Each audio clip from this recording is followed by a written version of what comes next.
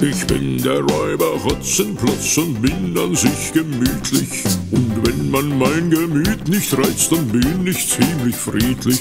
Doch kommt mir einer dumm daher, dann brumm ich wie ein Grizzlybär. Und ich schnapp ihn mir mit meinen beiden Pranken. Und wenn ich ihn dann nicht zerquetsch und wenn ich ihn dann nicht zerdetsch, kann er sich doch beim Himmel nur bedanken. Er ist der Räuber Hotzenplotz, er ist an sich gemütlich. Und wenn man sein Gemüt nicht reizt, dann ist er ziemlich friedlich.